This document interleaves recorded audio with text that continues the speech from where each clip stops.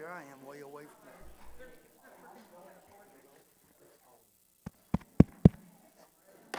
it. Good evening, ladies and gentlemen. It is so nice to see so many of our citizens out here tonight. As we always say, good government depends on the citizens being involved, and it's really heartening to see so many of you out here tonight. At this time, I'd like to call to order the meeting of the Horn Lake Board of Aldermen and ask Alderman Johnson to lead us in our invocation, please. Let us bow. Heavenly Father, we come tonight to say thank you. Lord God, thank you for everything that you've given us. Thank you for allowing us all to see another day. Lord, as we assemble to be about the business of Horn Lake, Mississippi, we ask that you just give us the heart, the mind, and the will to make our city better. Help the citizens who are here, Lord Jesus, to understand what's going on. Help us to say the right words and do the right things. Lord, help us to just have a heart. Lord, I ask that you just bless those who are experiencing difficulties at this time. Some have lost loved ones. Some are just going through difficult things. Bless them, Lord. Bless our children and our teachers as we embark upon another school year. Be with all who are associated with the school. Bless the parents and the students as well. Give us grace in the things we do and say. Help us all. These things I pray in Jesus' name. Amen. Thank you, Alderman. Would you please stand and join the Pledge of Allegiance led by Alderman David Young.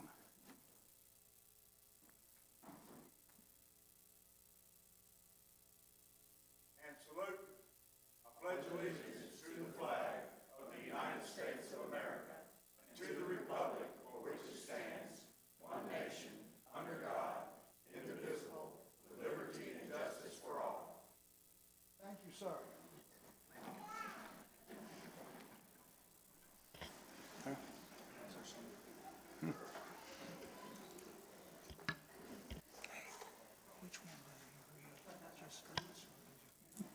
Roll call, please, Mr. Jim.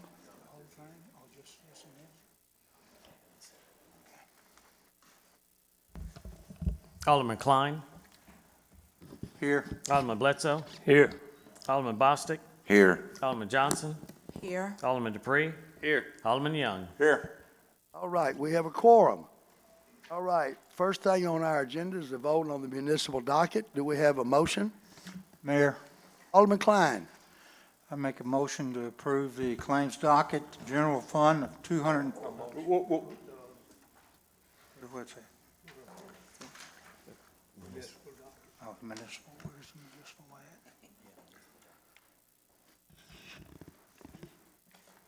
Where is it? Mayor, Go ahead. Alderman Young. I make a motion to approve the docket. We have a motion by Alderman Young to approve the docket. Do we have a second? Second. Second by Alderman Bledsoe. Any discussion? Roll call, please. Alderman Young. Aye. Alderman Dupree. Aye. Alderman Johnson. Aye. Alderman Bostic. Aye. Alderman Bledsoe. Aye. Alderman Klein. Aye. All right, 6 in favor, 1 absent. Motion passes. Second item on your agenda, ladies and gentlemen, is the consent agenda. Do we have a motion? Mayor, Alderman Bostic. make a motion to approve the consent agenda items A through W. We have a motion by Alderman Bostic. Do we have a second? Second. Second by Alderman Klein. Is there any discussion? Roll call, please. Alderman Klein. Aye. Alderman Bledsoe. Aye. Alderman Bostic. Aye. Alderman Johnson. Aye. Alderman Dupree. Aye. Alderman Young. Motion carries 6 in favor, 1 absent. All right, number 3, the claims docket. Here, Mayor, What? I'd like to make a motion to approve the claims docket with general funds showing $235,560.45. Library fund, $11,687.50. Economic Development Fund, $14,322. The Utility Fund of $123,186.94 for a total docket of $384,756.89. We have a motion by Alderman Klein. Do we have a second? Second. Second by Alderman Dupree. Alderman Dupree. Any discussion? Mayor, Alderman Bostic. I got a couple of questions here for Jim before we approve this claim docket. If everybody could open their laptop to the claims docket, page number 38. I think we have a total of pages of 58.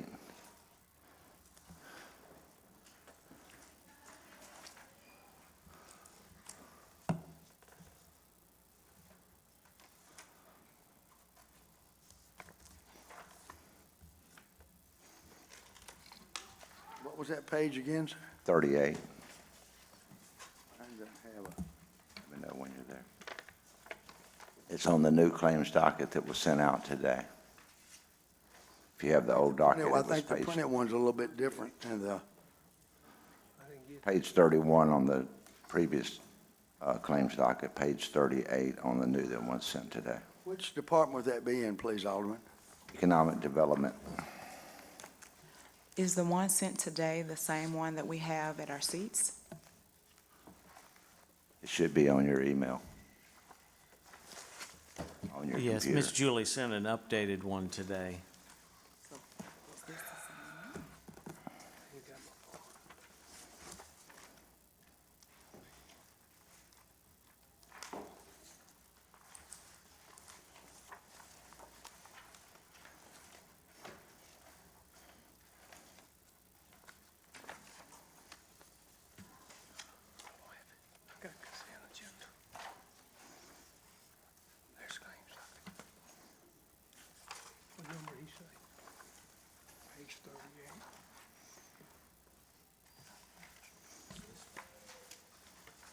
Might be page 31 for you, Tommy. Okay. You can share. Everybody there? What is the topic, sir? Economic Development. Okay, I think we're as ready as we're gonna get. If you wanna go ahead. All right, I had a question for Jim on this. Under this economic development, there was 3 items that I had in question. 2 of them were for business cards for the planning department, and 1 of them was for violation notices to the planning department that were included in that economic development money, and I don't understand why that's in that area and not in the planning department. It should be in the planning department. If you all remember, we had an issue with our system, which messed a lot of different things up, and we're still trying to clean that up. Some things got placed in the wrong GLs from there. They're trying to upgrade our system to a new version. So that is why we're still cleaning up. You've gotten a couple different versions, and we're still going through that. Okay, also, there was another situation here that had a tuition amount for $13,253 for travel and training. It's got Aaron's name on there. What was that for? You got AJ's on there? It just says Aaron tuition for $13,253. I was just curious what that was for. Okay.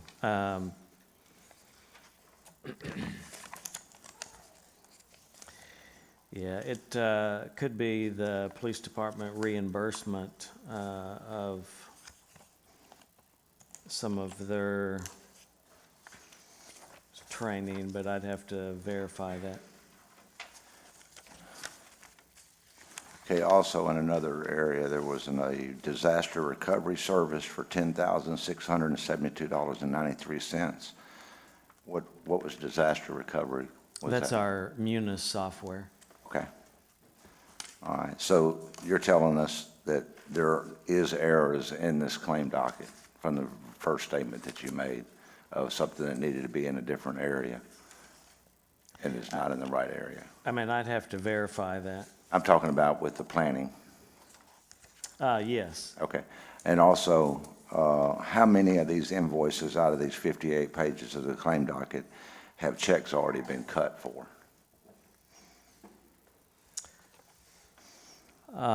Everything that is in the claims docket has checks associated with it. They've already been mailed or deposited, No, sir. so none of them have been sent out? No, they cannot be sent out until the board approves the claims docket. Okay. And also, just, I'll wait on the rest of it. Okay. Mr. Campbell, as regards these errors, will it affect how we approve the claims docket tonight? It does not, Mr. Mayor. So long as they're still claims that are legitimate and due, they can be paid. They just, if it's an incorrect GL number, that needs to be corrected at some point. Thank you, sir. Any more discussion? Roll call, please. Could I ask who the second was? Sir? Could I ask who did the second? Okay. Second is Alderman Dupree. Alderman Klein. Aye. Alderman Bledsoe. Alderman Bledsoe. Alderman Bostic. Nay. Alderman Johnson. Nay. Alderman Dupree. Aye. Alderman Young. Aye. I didn't get Alderman Geis's vote. Oh, sorry, Alderman Geis. I'm going to abstain since I wasn't here for the We had motion. 4 in favor, 2 nays, and 1 abstain. Please let the minutes show that Alderman Geis is present. Okay, moving on down. Special guests and presentations. I want to apologize to the board about this proclamation. We didn't get it till this morning. All right. This is issued by Governor Reeves, and it's very, very appropriate. Whereas our nation and its principles have been defended throughout history by brave men and women who have willingly sacrificed their own well-being for the cause of freedom and democracy. Whereas the sacrifices of these brave men and women are not isolated to them, as many of them leave behind their families whose sacrifice is no less. And whereas the history of Gold Star families began in the United States following World War I to provide support for mothers who lost sons or daughters in the Great War. And whereas the symbol of the Gold Star grew from the custom of families of service men and women embroidering a service flag with a gold star for each family member who perished in the line of duty and hanging the flag in the windows of their home. And whereas the families of fallen service members shall never be forgotten, whereas Gold Star Mother's Day is observed in the United States on the last Sunday in September, and Gold Star Spouses Day is observed on April the 5th. And whereas there is no date dedicated or observed for the children of fallen service members, and whereas all members of Gold Star families deserve to be honored and recognized for the sacrifices they make each and every day, and whereas supporting Gold Star children who have lost their parent or guardian in service to our nation demonstrates the commitment of our state and its patriotic citizenry to serve its men and women and their families across this great nation. Now therefore, I, Tate Reeves, Governor of the state of Mississippi, do hereby proclaim August the 1st, 2023 as Gold Star Children's Day in Mississippi. And I urge all people in our state to join me in recognizing, honoring, and paying special tribute to the children of fallen service members, and encourage all Mississippians to perform acts of service and goodwill in their communities to celebrate families whose loved ones have made the ultimate sacrifice so that we could continue to enjoy freedom and prosperity. In witness thereof, I have hereunto set my hand and caused the great seal of the state of Mississippi to be affixed. Done in the city of Jackson, Mississippi, on the 31st day of July, in the year of our Lord, 2023, and of the independence of the United States of America, the 248th year. Tate Reeves, Governor. Very, very moving, really, very moving. At this time, we're on letter B. Chief Nikki Pullen, I believe, would like to present some awards for the police department. Thank you, Mayor. Thank you, Board, for your time. I won't take up much of it. So, on Friday, June 9th, around 3:45 p.m., officers responded to a motor vehicle accident involving a motorcycle. And officers Tommy Chase she arrived first and immediately relieved a citizen that was already at the scene of the accident, performing CPR on the motorcyclist. And anyone who's ever performed CPR knows that it's a very exhausting process. So she continued to perform chest compressions until Officer Isaiah Now arrived on scene, and he took over for Officer Chase. So Officer Now continued these efforts until Horn Lake Fire and EMS arrived on scene, and the motorcyclist was eventually airlifted to Regional 1 in critical condition.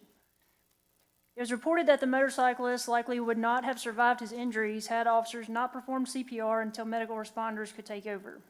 They were nominated by their lieutenant, Coulter Grayson, for the Life Saving Award. And this award is presented to personnel directly responsible for saving or prolonging a human life, even should the victim expire. The mission statement at the police department is selfless service through wisdom, distinction, and compassion. Officers Nowell and Chase completed their mission that day, and we commend them for it. So, would you please come down?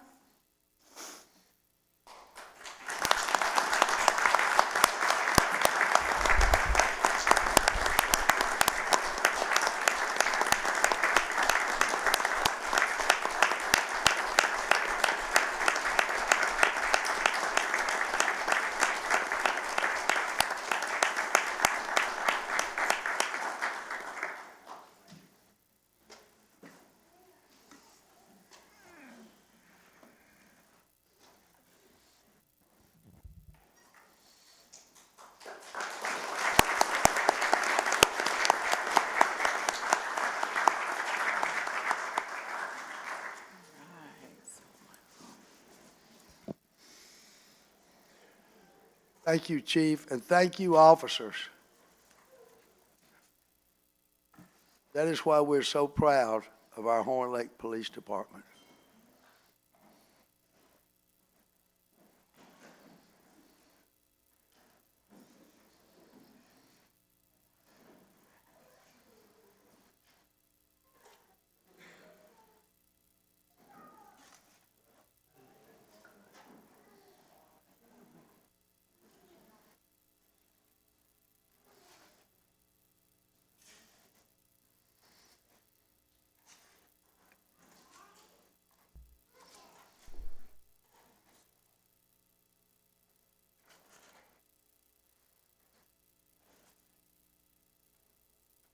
Letter C, Mr. Dan Lehman of the DeSoto Family Theater.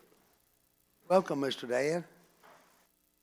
Good afternoon. It's always good to see you and to be a part of this organization's effort to support theater in the DeSoto County area. And what we are trying to do is continue to do that very deed. For years, you've been a supporter of us financially, and we can tell you the following.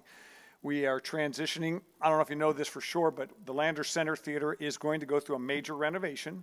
It has already been approved by the DeSoto County Board of Supervisors to put a theater on site for $3.5 million.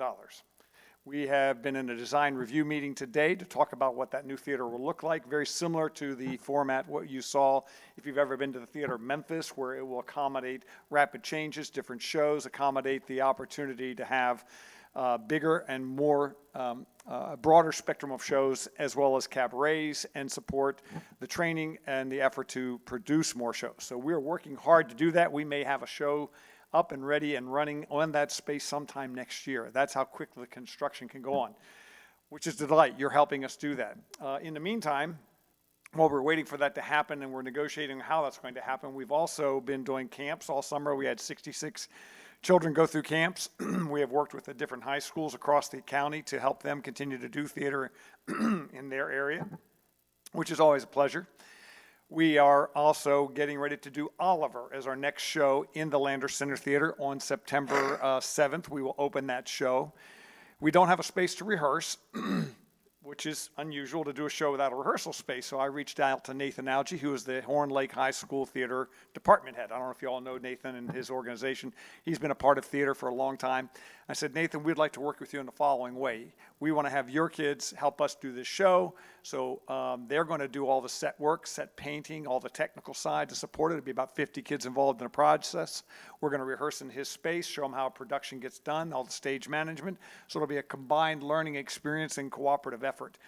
They will be not charged for anything, and we will support the school's efforts to continue to do theater locally in the high school and help to encourage children, not necessarily to go on to become a theater degreed person, but most theater people go on to be good citizens, the type of citizens that you see react and serve and support and engage in business and commerce, the ones that were very active about discipline and care for a growing community and have families. So that's what we're about at DeSoto Family Theater.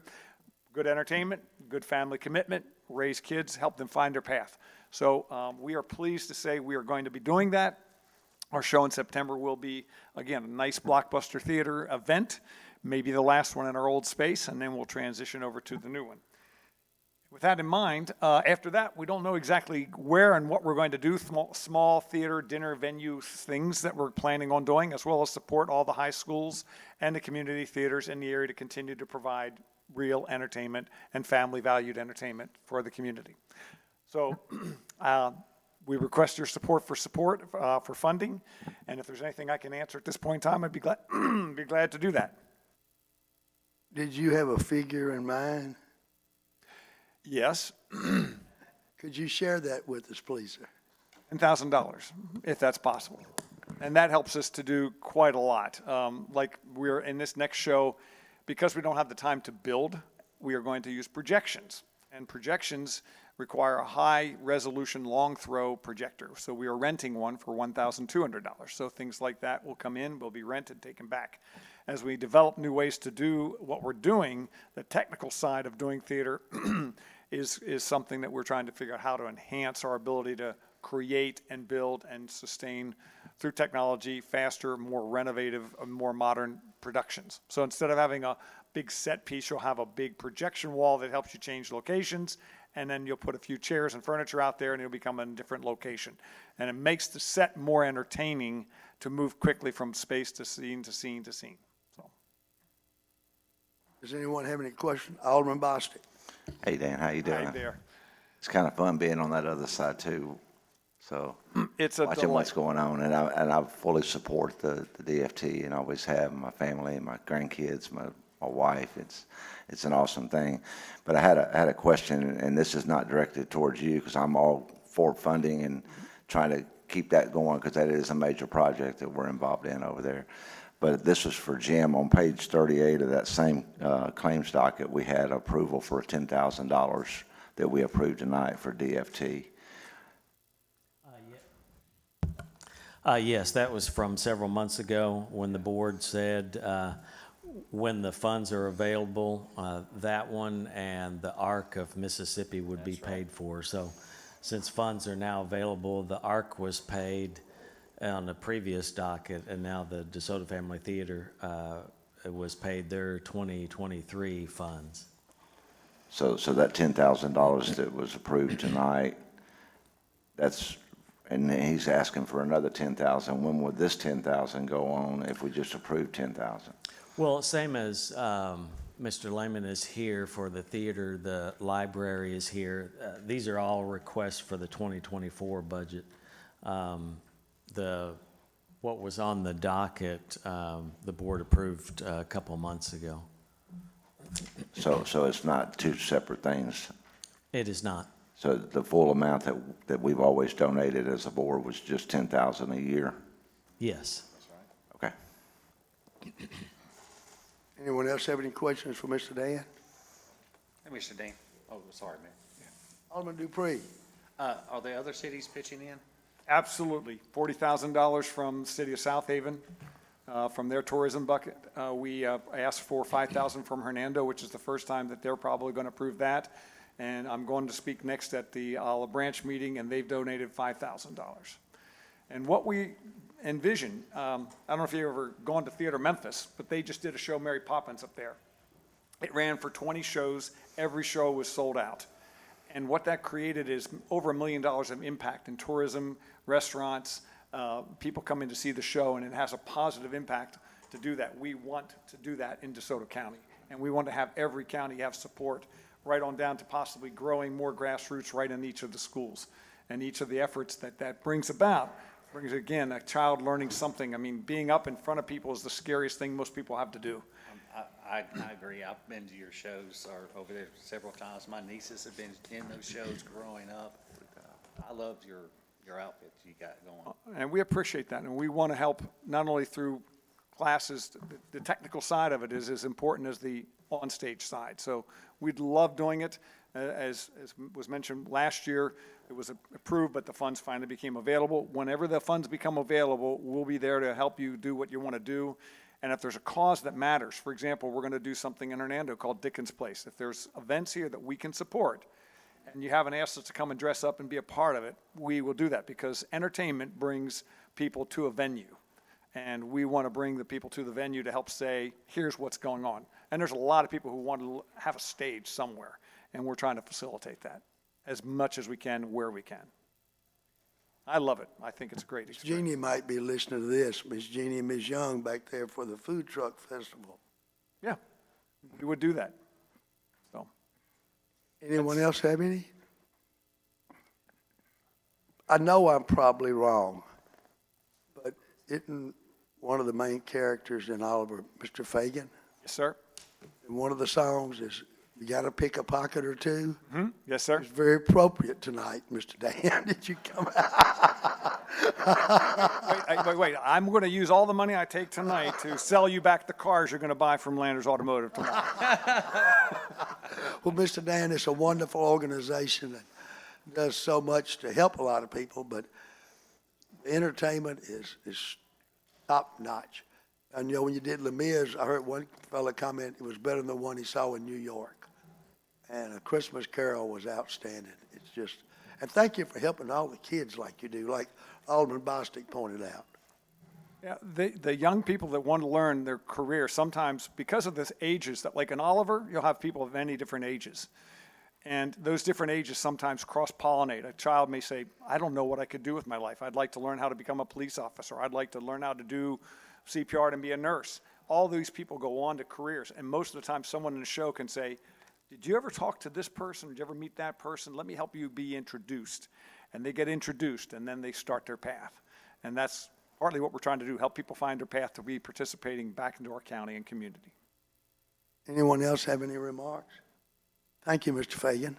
I'm not that. I do play villains most of the time, and I am that kind of guy. But thank you all. Appreciate it. Thank you, Mr. I will Dan. leave now and go to Olive Branch, but thank you all for being here. Yes, sir. All right, Miss Jeannie Giuseppe from the Horn Lake Chamber of Commerce, please, ma'am, and Ms. Young.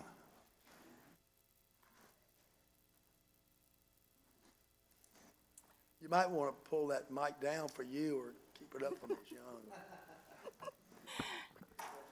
I'm Jeannie Giuseppe with the Horn Lake Chamber of Commerce. Thank you for all you do for the Chamber of Commerce. We really appreciate the city's support. We respectfully request to have a parade, a Christmas parade, December 9th at 3 o'clock, beginning at the Horn Lake Middle School and ending in the Latimer Lakes Park. Please. Does anybody have any questions? That was really quick and short. Thank you. Does anyone have any questions or comments? I vote for aye. either one of these ladies? Alderman Johnson. Thank you so much for bringing the parade back. We had such a lovely time on last year. How do you, what do you anticipate it being like if we decide on it this year? I anticipate it being better than last year because everyone that attended last year, well, the majority, told me that they would be in any of our parades. We have more time to plan for it. Of course, I didn't start the chamber until late last year, so we didn't really get good and started on this until toward the end of October. Thank you. Alderman Young. But see, now we're not talking about money, I can ask a question. So you want to go from the intermediate school down, The middle school. middle school, that's why I'm glad I clarified this. Thank you, Ms. Johnson. The middle school did approve it. Cool, I swear, you knew what I was fixing to ask. Have you gotten with Mr. Coleman? Have y'all had any discussions? We have had discussions, and Mr. Coleman is on board. I'm not playing Santa Claus. Oh, come on, why not? That's all I got. Thank you, sir. Cowboy did good. Chief Pullen, have y'all had discussions about this parade? We, not lately, but this route does work best for the police department. All right. Alderman Bostic. I know in years past, we had the tree lighting at the park. Is that the plan, to have the tree there and everybody go to the park when the parade's done and have cookies and hot chocolate and light the tree and all that fun stuff that we did for a number of years? That is something that we are in favor of if the city wishes to do so. Move the tree to the park. Mayor, Mr. Jim. that was going to come up in later discussion because of the renovation. You see the Murphy's work trailer where the tree normally sits, so we are going to have to pick a new location for the tree and what best time to put it in the park. Because the renovation is going to go 275 days. Does anyone have any comments or questions about the location of the tree? Alderman Johnson. I believe previously we spoke about the tree maybe not getting the best care in the park. So is that still a concern? What I mean by care is vandalism and different things happening to the tree, our new tree. So that's a thought. That might be a question for Mr. Box and for Mr. Coleman, since it's going to be. Mayor, could I say a few words? Mr. Jim. One of the things Daniel is working on is security cameras all throughout the park. He's working on cameras in multiple locations that will cover the park, and we can actually have that cover the tree also. But I don't know what his discussions with Mr. Drew or Mr. Box is. So this is all right with you, Mr. Coleman? Yes, sir, the infrastructure's already there for the tree, so it shouldn't be a problem. Electricity, everything. Yes, sir. All right. Did you have a, Alderman Young? She was swatting a fly. I had it over here a minute ago and sent it over. I forgot what I was going to say. So we can move the tree over there. You've got the infrastructure. We got all that done. That's good to know. Is there a cost? Isn't there something out here on this pole, Mr. Jim, that we have to have because of the LED lights on this tree that cuts the voltage or something? I mean, there's a big old box out there on it or something. I don't know what that's for. Well, they did do a converter on that, but that's easily adaptable to the park, yes. It was just ran off one of the standard light poles that is out here, so. Perfect. Mayor, do we need to set a committee for this? See if any aldermen want to get on here and work on this thing? I don't know why we need a committee for a Christmas parade. I wouldn't, I'm just asking. Is anybody in favor of that, or just let the Chamber of Commerce plan it? Is that all right with the board? All right. Alderman Johnson. I say if they need us, they will ask. Very good. Thank you. Very good. Any more questions? Mayor, Alderman Dupree? can there be a fence or something put around the tree to help deter the vandalism? Mr. Potts? Mr. Coleman or Mr. Box? Anybody? 'Cause I'm just worried about so many children go over there and you see where I'm going with it. They're not gonna help themselves. They can't help themselves for tearing something up. I mean, Somebody please that's true, Alderman. You know, anything can happen over there, but like I said, if we can get the new security features going, the security cameras, we should be able to, keep it safe over there, and we can request extra patrol, things of that nature. Security cameras are not gonna stop it. They can just see the aftermath of could possibly happen. I mean, we have barricades, we could put barricades up, or we can design something, Alderman, to keep it safe. Okay. Thank you. Alderman Bledsoe? What might work pretty good, Drew, is get one of those orange fences and just put it around there. That's what we did most of the time. It's cheap and it's easy to put up, and what it does, it keeps people back from the tree, so they won't be climbing up the tree.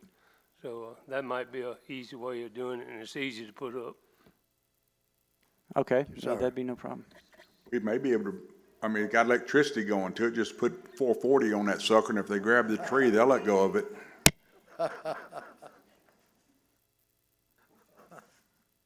We don't need a motion for this, do we?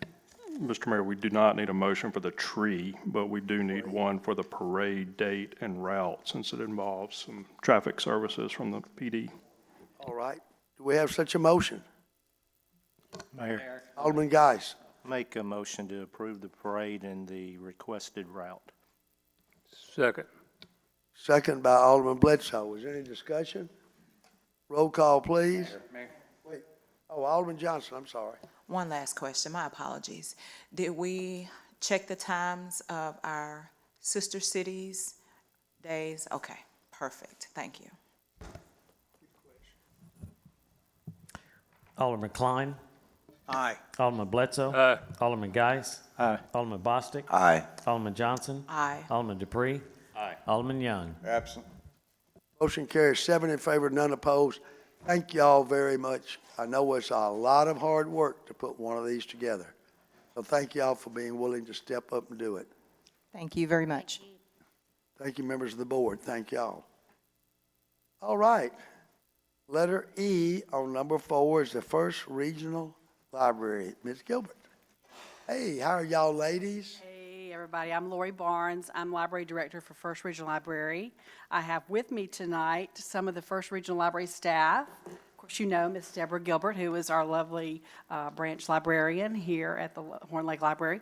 But I also have with me Nancy Anderson, who is Horn Lake resident, who is a First Regional Library business manager, as well as David Brown, who is First Regional Library marketing manager. So we're so glad to be with you tonight. Have to begin by thanking you, sincerely thanking you for the support that you've given the library this year, as well as the many, many years before.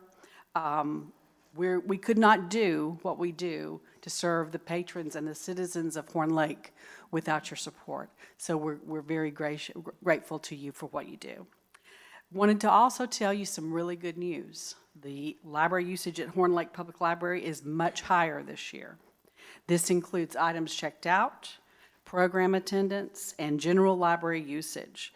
We believe that we're on track to have the highest usage we've had and maybe even surpass the year 2019, which, as all of you know, was the last full year that we all experienced prior to COVID.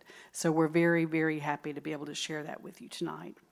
One of the things that we have done this year that we're also very proud of, something new that we're trying, we've provided basic computer classes in our libraries this year. These classes are for those who are in need of basic computer classes. We all use computers day in and day out as a part of our jobs, perhaps, or just for personal usage. But there's still many people in our communities who are lacking basic computer skills. And we are wanting to do what we can do in our communities to help not only the senior population who has been taking advantage of these classes, but also people who are needing job readiness skills. So we are going to be continuing that on and on. They've been very popular, and we plan to continue that into fiscal year 2024. One thing that we provided for you tonight is a handout that gives you some statistics so that you'll know exactly how used the MR Dye Public Library is. If you look at this handout, it has MR Dye at the top. It has some pictures from programs this year, but it also gives you the amount of program attendance for this year, for which was actually through about May of this year, from October 1st to about May.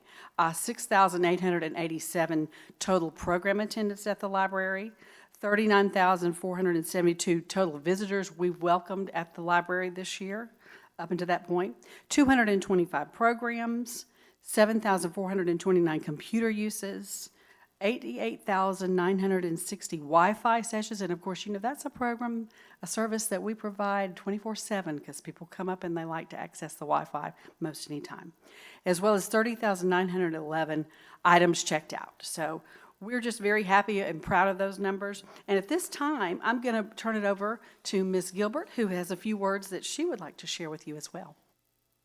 Hi, Ms. Gilbert. Hello, good evening, everyone. Just want to say thank you again.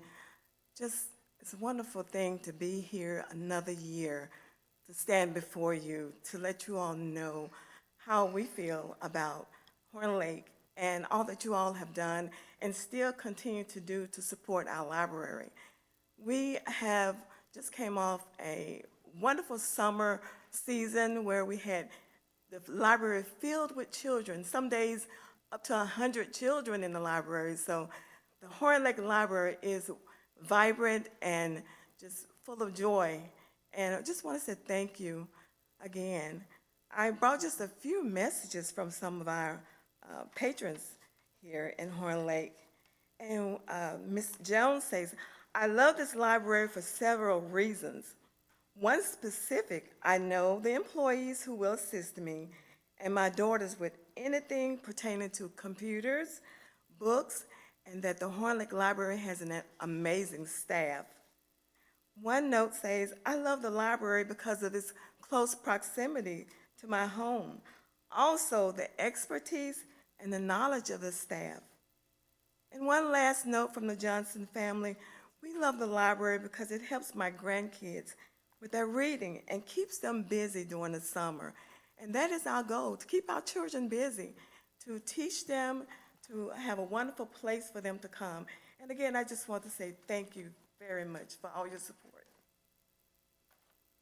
Very good, Deborah. Thank you, Ms. Gilbert. It's absolutely amazing what the staff, Ms. Gilbert and the staff do down at the MR Dye Library. You were nice enough to send me those pictures, and I forwarded them to the board members so they've seen them. You people never rest down at the library. We don't, Mayor. Thank you for those comments, though. I appreciate it.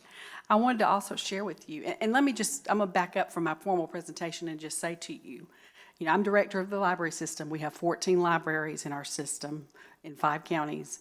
I get more positive comments about the staff members giving excellent service at the Horn Lake Library than any other library in our system. So I just have to, you know, give them the pat on the back because they work so hard to serve your citizens, your constituents, and I'm just proud of that fact. We are too. Yeah, thank you so much. Thank you so much. On the back side of the sheet, just very quickly, these are some numbers for the entire library system as well as some pictures we're just sharing with you. Just wanted to point that out for you as well for your knowledge.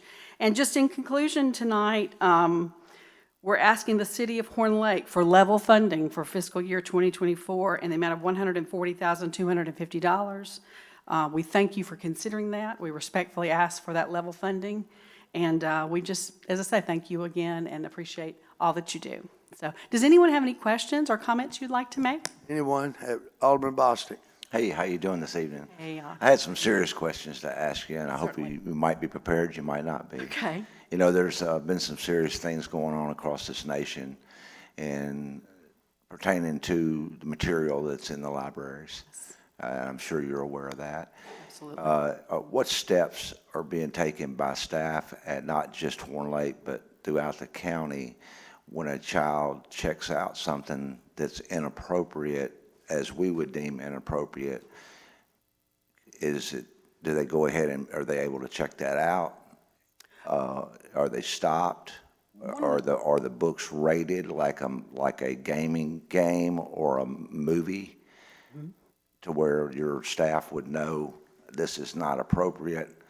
I can't let you check this out. Well, what steps are being made to take care of that? What we're doing is we have policies in place that our Board of Trustees have approved, and if there's a book that's considered objectionable or one that people may feel is inappropriate, any patron is allowed to come along to any of our libraries, complete a form, and ask that please reconsider that this book be included in your library, okay? That's one thing that we do. Another thing that we do is we provide signage in all of our libraries that says to parents, you know, we have a variety of materials, but we really strongly encourage parents to be with their children and work with their children to check out materials that they feel are appropriate for their children. And that has seemed to really work well for us. We are very cognizant of what you're saying, and we know that that's been something that's discussed really nationwide, not just here in our county, I know. And we're aware of that, and we're wanting to work with families to use the library, but also use it with parental participation. Okay, and on that same subject, what are steps that are taken by the library as far as online checking out? Is there something that can curb that? Does something pop up and say inappropriate, need adult supervision before you can check this out? Two things. Per their library number. Two things with that. First of all, we have to be compliant with the Child Internet Protection Act, okay? Which says we cannot permit children to access inappropriate or pornographic material, okay? If we don't do that, Mr. Bostic, we do not qualify for federal funds, okay? So we have equipment on our computers that prevent children, and they're a whole lot better than they used to be. In fact, I don't think I've had a case of a child accessing anything appropriate or heard of that in any of our libraries in years, probably. Gotcha. Another point that I'd like to make, just July 1st, we had a bill passed here in the state of Mississippi, a new statute passed that went into effect that specifically dealt with children accessing, quote, inappropriate materials on electronic resources. We have taken steps in our libraries to comply with that law, and that has entailed us having parents check out electronic resources for their children, denying access to e-books, because that is electronic resources, which we've had some, I have to be honest with you, we've had some complaints about that, because we have children who utilize our e-book collections for their summer reading and school reading and that type of thing. But we are complying with the law in those ways. As far as Magnolia, some of you may be familiar with Magnolia, which is our state database. A lot of students in Mississippi use it. I mean, it gets millions of uses per year. We have worked with the state library agency in Jackson to provide, divide the materials that would be appropriate, say, for K through 12. So that people who are under the age 18 can only access those materials. So those are just some things that we've done regarding complying with that new law. I got you. The form that you said that could be filled out, is that accessible at any counter at any library in the municipality here? It absolutely is. So they could come up and get that, and it's handed directly to the to them, and it's sent in immediately. It is. And I have one last question.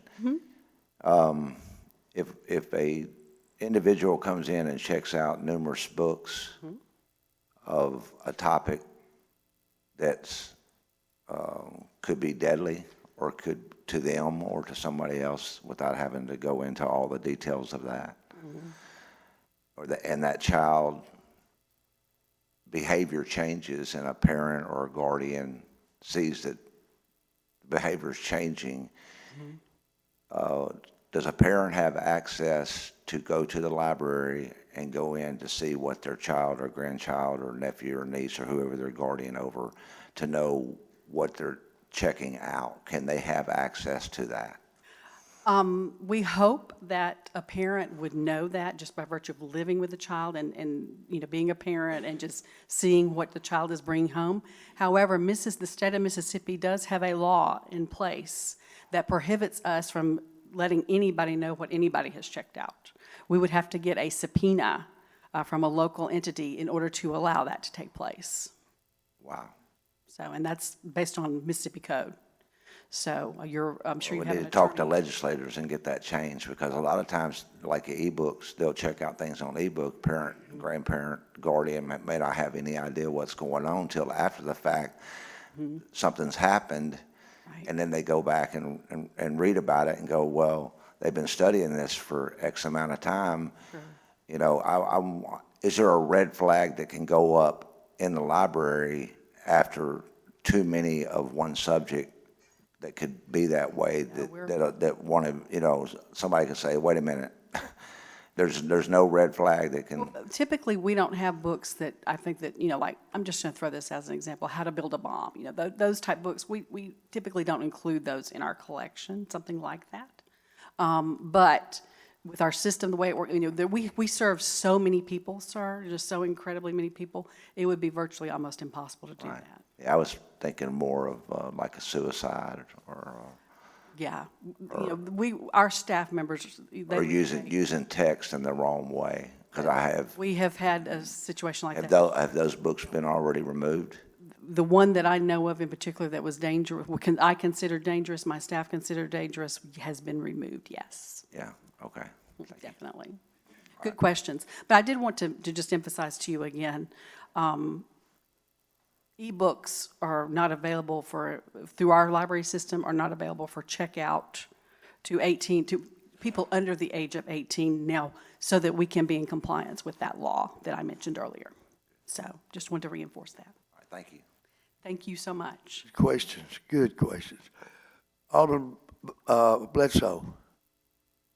This 140,000 and 250,000, is it just for Horn Lake Library, or does the money go elsewhere? It takes way more than that to run the Horn Lake Public Library. So it's a contribute to the overall services and operation for that library, sir. Yes. Thank you for that question. Anyone else? Alderman Johnson. Thank you for the work that you do here in Horn Lake, helping our citizens to become better with their reading, computer skills, and all the things that you all offer. It does take a village for our children. I can definitely say that it has. For the first time in the history of Horn Lake Intermediate, we are a B school. And I attribute part of that B to our community as well as the library. So continue to do that work, and we'll continue to see a difference in our children. They'll continue to grow. So thank you so much. Thank you, Ms. Johnson. And, we're so excited about the summer programming. And as Ms. Gilbert said to you, we had literally hundreds of children come to our programs this summer. And the programs are wonderful and they're fun, but these children also check out books when they're in the library. So don't ever forget that. It's still really all about reading. So thank you all so much. Alderman Dupree. I believe Alderman Dupree has some remarks. Certainly. Well, actually, it's for Jim. How much did we donate last year? Same amount. They were keeping flat funding, and this is based on the 1 mil that the board approved, I don't know how many years ago, that would help fund the library. Okay, thank you. Anyone else have any questions? Thank you so much, ma'am. Thank you all so much. Thank you. Great to see everyone. Mm-hmm. Thank you, Ms. Gilbert. Thank y'all very much. We don't need a motion tonight. They just. Before we go any further, Mr. Klinkenbeard, it was really saddening to hear about your son's accident. We hope and pray that he's recuperating well and quickly. All right. Number 5, planning. This is a public hearing, which I now declare open. Okay, it's not a public hearing. Usually conditional uses are. Oh, this is a review. All right. Go for it, Mr. Chad. Thank you, Mr. Mayor. Good evening, Alderman and gallery and fellow staff. Yes, what this is a conditional use review. So if I could get into the logic behind it this time around, not to make the fireworks issue any longer than it is or whatever, but basically what we did this year was tried to come up with a strategy just to kind of watch and monitor what was going on with the vendors in town. That have received conditional uses from this board at previous dates, and then just see where it went. And so we used one code enforcement officer to go out, and after the permits were issued this year for the temporary time frame as laid out in the city code for the fireworks sales, they would go out, see if there was any issues, see if there were any technical violations of the city code anywhere, the zoning ordinance. And then they were given opportunity if there was any violations to correct those. And then code was sent out again on July the 3rd to kind of re-inspect to see what it was, what they could find. And then they were sent out, I think July the 10th, which was the day after. That would be the last day that the tents could actually be up physically in the field as prescribed by the city code. So this is case, I give it a case number, it's that 23-18 CUR. Just to it's kind of like a report, if you will. And so I've prepared a PowerPoint. I think Jim's got that up. Thank you. And so what I've got is a few slides here to kind of go through. This is just from section 16, which deals with the fireworks per the city code. I'm not going to debate that or deliberate on that. It's just there as a matter of factual information that states the requirements that the city has. Next slide, please. There's one in particular that I do want to look at, or a couple in particular. Next one, yeah, I think here when we get to Article 5, item J, which is the outside display of merchandise, it's an item number 3, which deals with fireworks sales. This comes from the city's zoning ordinance.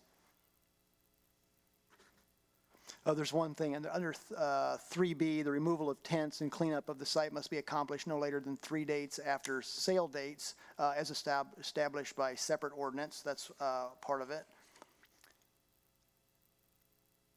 Next slide, please. And at the very bottom of that, under item K, 3K, it says applicant must apply and be approved for a conditional use. So that's why we're seeing this tonight, that at some point in the previous history of the city, each of these vendors did receive a conditional use from this board. Next slide. Oh, yeah, right there. Down just a little bit. Yeah, there we go. Thank you.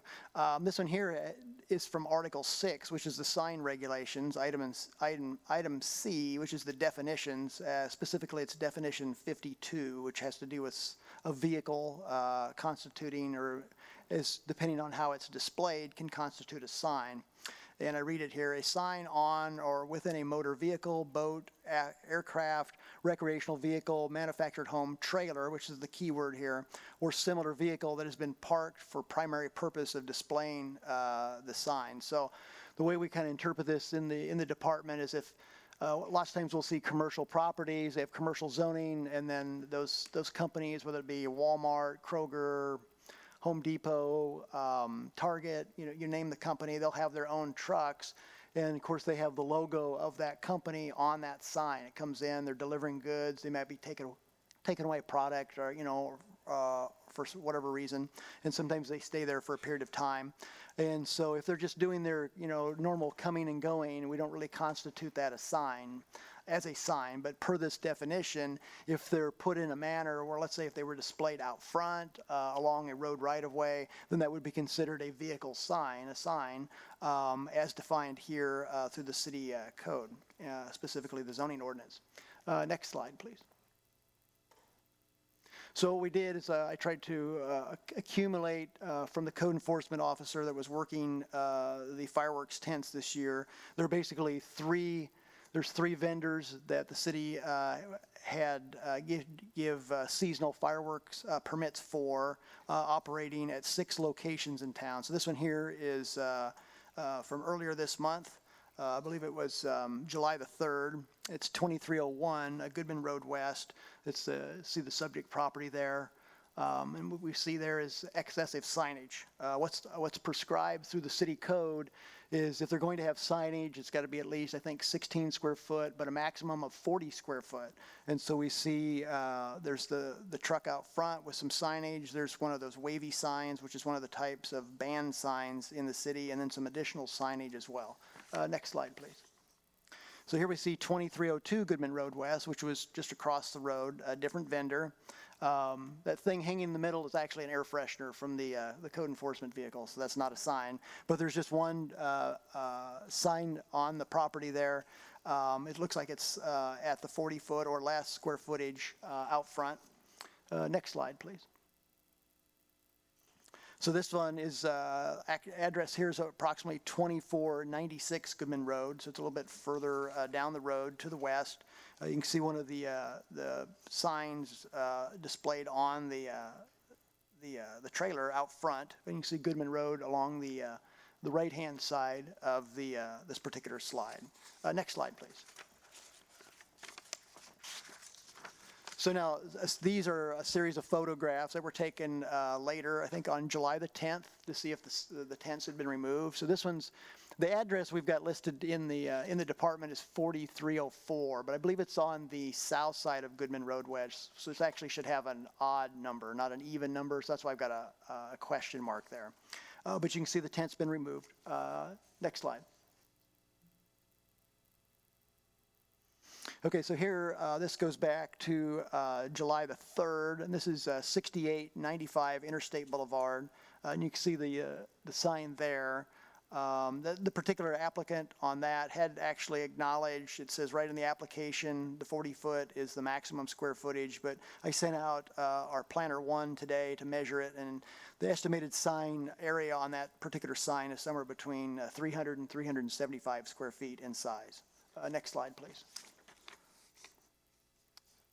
And this one here is 7115 US Highway 51 North. It shows the tent being removed on July 3rd. Looks like they may have like a cargo container or trailer there. Whether it's got product in it or not, we don't know. Next slide, please. So what I tried to do is try to compile kind of a summary of the conditional uses, the different vendors, the different locations, and the different items, at least for this season, that may have been an issue or not. And just give it, it's kind of like a report card. So the items in violation are denoted with the red lettering. So the operator at the 2302 Goodman Road site, their tent was still remaining. I suspect this may be because of we did have a bit of bad weather that came through on the weekend before the 10th, and the tent was actually in disrepair. It looked like it had been ripped, so I don't know if that delayed in their time to be able to take it down as prescribed in the city code. The other location, the other vendors, they were in compliance as you read across to the right on that particular first line. If you go to the second line, this has to deal with signage that's prescribed through the zoning ordinance. First vendor was in compliance. The second vendor, which had 4 locations, had either at the 2301 site, too many and too large. There was a moving sign, which is prohibited. And then the 6895 Interstate Boulevard was just too large. And then the third operator, too many signs and too large, so there was a violation on signage as well. So if you go to the third line, each one of these I've tried to specify, or going back and doing some research to when the conditional use was issued or approved by the board. And so you see various dates and various times. The first vendor, I'm not sure when, how much time was given on that first conditional use. I'm assuming 5 years, but I'm guessing. I haven't been able to confirm that exactly. And then the last line is that definition number 52, which is vehicle signs, how they're parked on a property, whether it would constitute a sign or if it's just parked regularly, it would not constitute a sign. So we see compliance from vendor in the first column there. But then we saw violations for the other 2 vendors as they were using the sign, the truck trailer basically in a sign manner. So we get to the last slide. Oh, thank you. So the thought here was that, we could have issued citations in some of these cases, like with the excessive signage. But the thought was, well, it takes, 30 days, 60 days to get to a court situation.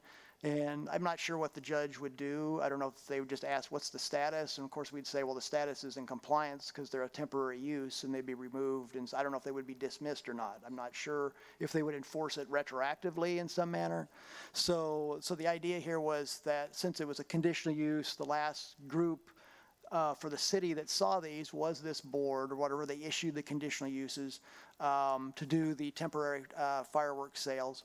So there's some different options here, I think, that are available. You could modify existing conditional use, suspend the conditional use for a period of time, declare the conditional use null and void, or warn the vendors of infractions. There's item E here, which is fine the vendors, which I'd almost parlay and get input from legal counsel, because obviously this is not a judicial court. It's basically a legislative type body. So I don't know if you could outright legally fine them or not. So I would defer to legal counsel for any advice on that particular. So this is basically a scorecard to see if the board wants to do anything based upon this fireworks season. And that would conclude the presentation unless you have any specific questions. Thank you. All right, these are some things for the board to consider. Would y'all like some time to consider those and maybe respond to Mr. Chad's questions to the next meeting? Alderman Bostic. Yeah, I had a question for you, Chad. Was there a reason why we allowed till July the 10th when the ordinance says 3 days to take down, so that would have been midnight on the 8th?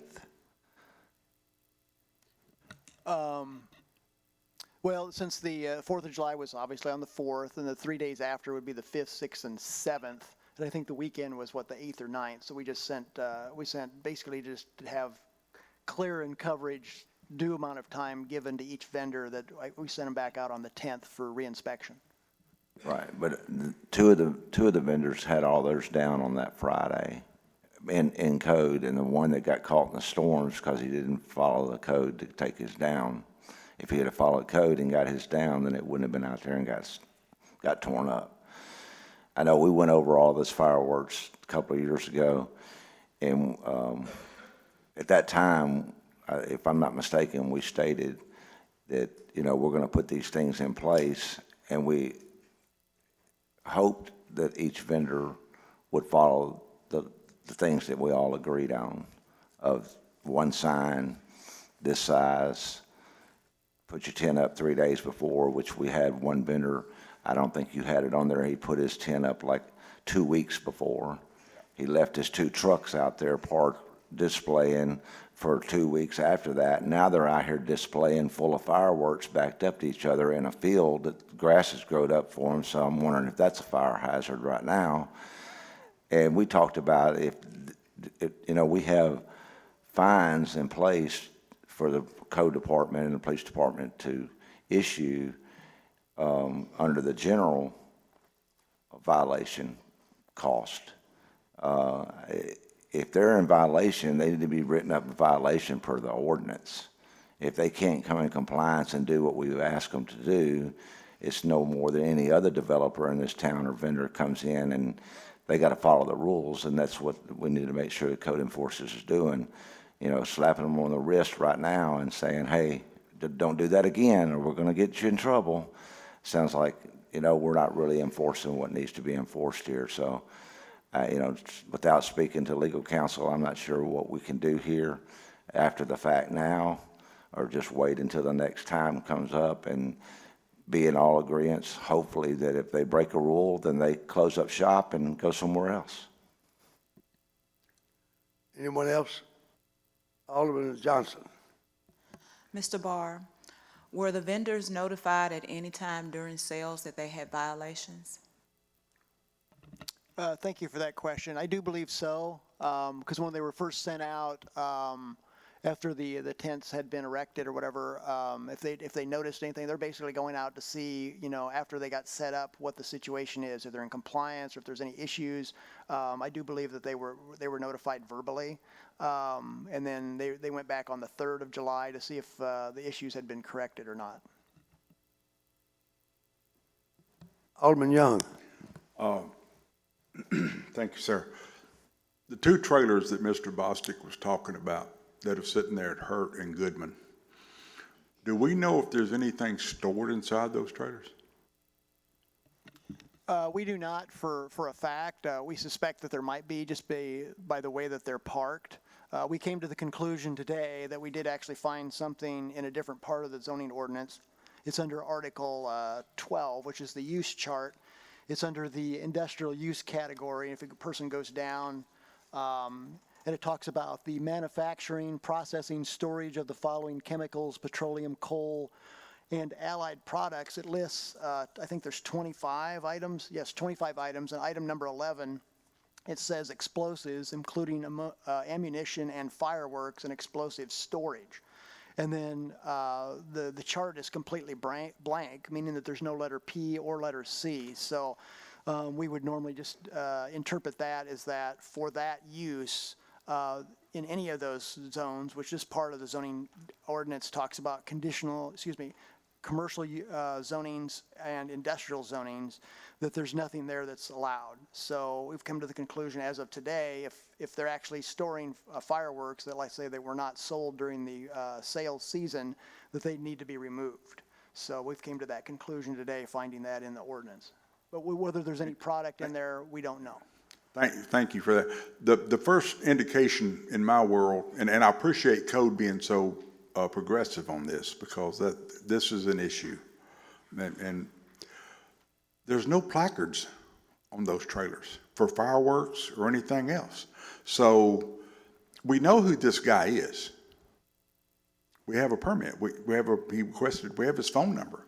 Have we contacted this guy and told him we're fixing to drop the hammer on his head? That I do not know. I'd have to check with other code enforcement to see where they're at or not on that. If I may intercede, I talked to Mr. Don Caldwell. They have been trying to get in touch with the gentleman. They have not gotten a return call. As of yesterday, Mr. Dow was even thinking maybe we needed to get a search warrant so we can look and see what's in those trailers, because we have not been able to get a response from the gentleman. I'm not saying he's dodging. I'm just saying that we Right, I agree. I understand. Yes, sir. might be out of town, his phone might be down, but the code department has been pursuing every option. Oh, yes, sir. I completely agree with that. Where I'm going with this is 1-800 Davenport. It's a towing company in Memphis. That's a fire hazard in our city. It needs to be removed. Mayor, what I would like to do, what I'm going to request, is that this concern of Mr. Barr's that is absolutely complete. They do push the envelope. I would like to move this discussion back to the committee that we first set up for the fireworks, for the committee to meet before the next meeting. And we do have an option, Mr. Chad. We don't have to give them a permit next year. But I would like to ask for a motion to move this topic, case number 2023-18 CUR, to the Fireworks Committee for further discussion in reference to the board at the next meeting. Were you saying something, Mr. Billy? We have a motion by Alderman Young. Do we have a second? I'll second that, Mayor, and I was just curious, Alderman Bostic. who's on the board? Who's on that committee? It's Alderman Young. I think Alderman Bledsoe. Are you on that committee? Alderman Geis? Okay. We have a motion by Alderman Young. Do we have a second? Second by Alderman Bostic. Any discussion? Mayor, Alderman Geis. I don't have an issue with moving, discussing this with the committee, but I'd like to make a point that, we've argued for a long time now about fireworks. It's like clockwork, the board meeting after a event with fireworks, we're going to be discussing it, and I'm sure we're all about tired of it. But we've enacted ordinances. We've got code people that are supposed to enforce this stuff. So if you agree with fireworks or not, I think we all agree that everybody needs to be following the law. We have code people they're seeing these violations, they need to be telling them they need to fix them. You know, we expect them to go in and be polite and do that, but when they follow up and they haven't fixed it, they need to be given a citation for a violation of that ordinance. It doesn't matter if we agree with fireworks or not, they're violating our ordinance. So we have multiple violations here, at least perceived violations.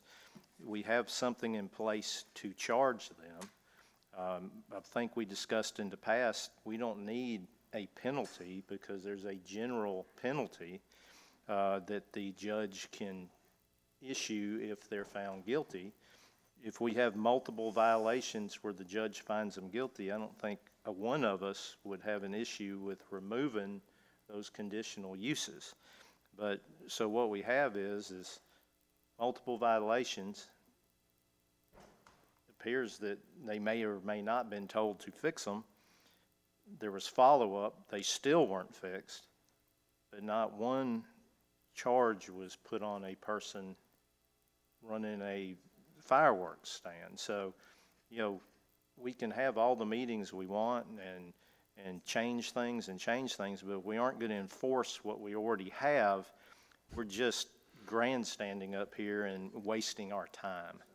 So, you know, I want fireworks, he doesn't, but we both agree that whatever the ordinance is, you need to follow it, and we have people that are supposed to be following up on that. Aldermen shouldn't be having to run around and make sure, measure signs and do all that. So I know we're short in code, but if they're out there and they're seeing these violations, they need to be dealing with them. And if they can't get with the program, charge them. And then start that process. And that's. Thank you, sir. Alderman Bledsoe. Chad, when they go out there, do they give them a written notice that, hey, you're in violation, 1, 2, 3, or not? Or they just kind of say, please fix this? Good question. It varies, and what I mean by that is that sometimes a code enforcement officer, let's say if it's like an unmowed yard or something, or illegally parked car or an inoperable vehicle, sometimes it's at their discretion whether they will just give them a warning and do a check, and whether it's come back in 24 or 48 hours or something like that, because they don't actually officially have to create a case, an illegal, like a violation case. So if they go back in, you know, whatever that time frame, 24, 48 hours, whatever was given, they can find that if it's in compliance, they don't have to make a case. And so sometimes, like when I do the monthly report, you'll see in there'll be like a non-field contact, and sometimes that's what that'll be. They didn't actually create a case, but they did actually inspect a property or whatever, and then, you know, if they give the violation notice, and then they go back the next day or whatever the time frame was, and it's in compliance, you know, it's basically closed. They didn't open a case. Other times, if they feel it's warranted to open a case, there's like no response, or if they go out on the reinspection and there's no progress that's witnessed, then they have the discretion whether they want to, you know, ticket, or if they want to, you know, approach, because sometimes in the field they don't actually talk to a property owner or an automobile owner or something like that. There's no actual verbal contact with anybody. So then they could make the decision whether to engage a property owner if they figured out who that is, whether it's a rental situation or it's not a rental situation. So it's not always a standard boilerplate answer. Sometimes it might be nice if we did that or whatever, but it just warrants different responses based upon what they see out there, because obviously it takes time to create a case, and so if they feel that they can get on a reinspection or a recheck where it's in compliance, they don't actually have to create a case. They could actually get to more properties in a period of time than if they stop to create a case on something that might be just a minor infraction. Well, what I'm talking about is you got what, 6 fireworks stands? If you go up and you see they're in violation, you give the person that's working there a violation, say you're in violation, you need to fix this, I'll be back in 2 days, and if you're not, you're fined, and that's simplified. I think by Mr. Chad's answer, we all realize that's really, really real simple in a lot of instances. It takes a lot of time, and that's one reason we request tonight appointing a supervisor in the code enforcement, because quite frankly, Mr. Chad, with the planning department being pretty busy, he is snowed under with having to try to run the code department and do planning. And plus and set up the rental ordinance, which has been doing well. So that's one of the reasons we are requesting the appointment of one of the code officers as supervisor. And the last thing, Alderman Klein had his hand up. I went through Okay, talking. you went through, go ahead. And those trailers, I talked to Chad a little bit about it. They're getting free advertising sitting there by those fences, and me and Chad talking, and they're checking into it. It's kind of like pulling teeth. But if you haul them off, I guarantee you somebody will holler and say, "Those are my trailers." What Alderman Young was saying. Wait, Alderman Klein, let's move on. We've already gone over and over. Alderman Klein. Well, as long as I can remember, these fireworks, they've been putting those trailers out there with the signs, and I'm not saying I agree with what they're doing, but we need to be consistent. They've been doing this for years. We need to tell them, hey, I know they hadn't enforced this in the last umpteen years, but we're going to start enforcing it. And I think we need to give them a warning, since we haven't been consistent with them, that they know where we stand, from here on out. Very good point. Mayor. Is there any more discussion? Alderman Dupree. Yes, sir. If you recall, several months ago, we had a discussion about one warning, then ticket. We all agreed that should be put in place, and we said, yes, Mr. Chad, do that. You sat there and you said, well, what if it's an 80-year-old woman, this, that, and other? I remember that. It doesn't matter. If you get a warning, you go out there and nothing's happened. Now, if they, making progress and trying to do right, that's one thing. But to blatantly do nothing after they've been warned, there is no warning at that point. You've been instructed to do that, to write a citation. That includes these fireworks. Anything, any ordinance should be one warning, then a ticket. That's what you should be following. Thank you, sir. That's like I say, Just very short. busy. That's one reason we were thinking about that. Alderman Bostic. Well, Mr. Prentice Mitchell just came in the room right here, and he's the one that owns those two trailers. So that was. We found him already. They said they couldn't get in touch with you, Mr. Amazing. Prentice. You walked in the room, man. Ears must have been burning, so. But anyway, I just wanted to let Chad know and let the board know that the gentleman that owns those trailers that we were having discussion is sitting on the front row. Thank you. Mayor. Evening, sir. This is not a public hearing. No, thank you. No, I was talking to a lady back there. I'm sorry, ma'am. This is not a public hearing. Yeah. Alderman Young, please, let's. I know, we got to move on. I'm saying, Alderman, guys, you're exactly right, but if you listen to what Mr. Chad Barr said, the laws and the ordinances that we have right now don't have any teeth to it. They have no teeth. So if you remember, it was this gentleman right here, I believe, that had the bags that had the little stickers on it, trying to circumvent our code. We don't have any teeth. That's the reason I made the motion that still stands, it's still been seconded, that we put it back into committee. And this kind of junk here, hey, I don't want this guy back. I don't care what he thinks. All right, let's keep it level, please, businesslike. We have a motion, we have a second. Do we have any more discussion? Mr. Jim, would you read the motion, please, sir? Yes, Alderman Young made a motion to move case 2023-18 CUR to the fireworks committee originally set up by the board. All right. Roll call, please, sir. Alderman Young. Aye. Alderman Dupree. Aye. Alderman Johnson. Nay. Alderman Bostic. Aye. Alderman Geis. Aye. Alderman Bledsoe. Nay. Alderman Klein. Aye. Motion carries 5 in favor, 2 opposed. All right, we're on number 6, which is a public hearing, resolution for cleaning private property. There is a list of properties our inspectors have deemed in violation of city ordinances and code. There being no effort to clean these up, we're asking for the authority from the board to send city crews in there to clean them up and to bill the homeowners and the property owners. Is there anyone out here to speak yea or nay on any of these properties?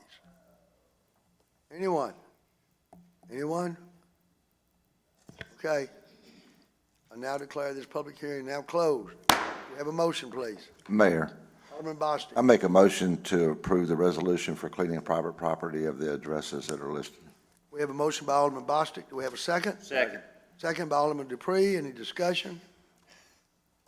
Roll call, please, sir. Alderman Klein. Aye. Alderman Bledsoe. Alderman Geis. Aye. Alderman Bostic. Aye. Alderman Johnson. Aye.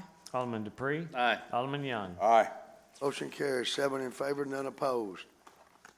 Let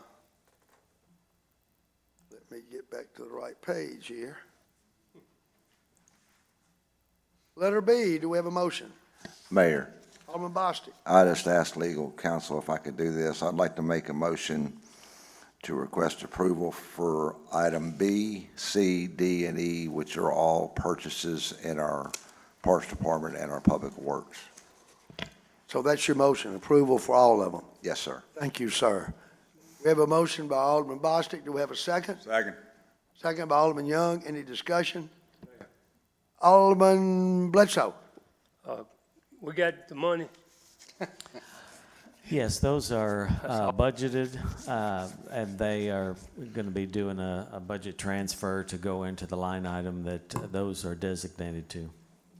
Okay, I just want to make sure. Yes, sir. Good one. Did you get the answer? Okay. Any more discussion? Roll call, please, Mr. Jim. Alderman Young. Aye. Alderman Dupree. Aye. Alderman Johnson. Aye. Alderman Bostic. Aye. Alderman Geis. Aye. Alderman Bledsoe. Aye. Alderman Klein. Aye.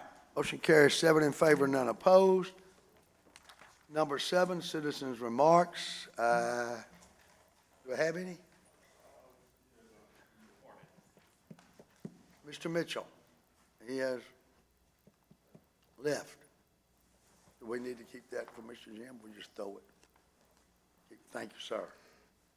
Mayor, Alderman correspondence, I want to thank every employee, every department head, every member of the family of Horn Lake that's working to serve our citizens and to protect them. I want to thank you for the outstanding job that you do. Our fire chief and some of the board and some of the fire department leaving tomorrow to go to Wisconsin to inspect the new ladder truck, and which we will be receiving in a short while. We wish them a safe trip and a safe trip back home. That's me. All right. Alderman Young, do you have anything, sir? Just two things. I'm going to go up there and ring that bell. Okay. The next thing, the next thing is Neighborhood Watch is placing rocks around town, all over town, just little rocks. So if you see it, just go on Facebook and take a picture of the rock and let them know where you found it, and then take that rock and hide it somewhere else. It's a great way for public relations, for people to get kids to do things, to locate things. They're just rocks, all different kinds of sign, different styles or whatever. But it's, Neighborhood Watch is a great resource to this community. And if you're not involved in it, you need to think about it. But they're doing tremendous things. They really are. Thank you. Thank you. That is a fun idea. Alderman Dupree. You have anything, sir? Oh, one month. Was you there? Oh, well, All right. One more thing. I didn't know I was going to do this, but I'm doing this. The Optimus Club Saturday was at Shadow Oaks Elementary School doing popsicles with the principal. They had a little over 100 students, I think, show up to register. It's going to be an exciting year at Shadow Oaks Elementary School. There are some very, very excited students. I'm not sure whether it was the sugar in the popsicle or they were just excited to get, but the principal and the teachers that were there, they were awesome. They were out there sweating with us just like the rest of us. And the Optimus Club, I believe, has adopted Shadow Oaks Elementary as their service school this year. So they've got a really great PTA up there, PTO, whatever they call it. Every time I think of PTO, I think of Power Takeoff Unit. So I don't, anyway. They're doing great things up there. So if you're looking for something to do, either get involved in Neighborhood Watch or get involved in the Optimus Club, the Lions Club still around, get involved in Horn Lake. We're going places, and y'all just need to get involved in it. There's a lot of things happening. Thank you. Thank you, sir. Alderman Dupree. Yes, sir. I want to touch a little bit on the neighborhood watch as well. We come in and we have meetings and we talk about what we're going to do, and it's great for the city. I love it. But I want to take it a little further. I want to educate each member of what to do in different situations. I want to put on scenarios for the general public of what to do and how to handle that situation, instead of just, hey, what do I do? Well, being in the field that I was in, I'm trained in doing this, so I would love for the citizens to get involved, and I want to start these scenarios in different situations for the general public, or well, for the members here that is in the neighborhood watch. And the more people we have, the more active we're going to be, the more we can take care of each other, the more eyes out there looking for the criminal activity, the easier it is for the police department. We can call it in, say, hey, this is what's going on. But there are other situations. Well, I'll get into that later when we get into the scenarios. But anyway, yeah, I just want to say, y'all get involved, because we want to do some good for our city, and without the citizens taking care of each other, the police department does a great job, but they can't do everything. So it's going to take us to get involved. That's it. It's a great organization. We all of us see on television the crime in other cities. And as these gentlemen have pointed out, the Optimus Club and the Neighborhood Watch, great ways for us to look after each other, to keep us all safe. Alderman Johnson, you have anything, ma'am? Yes, sir.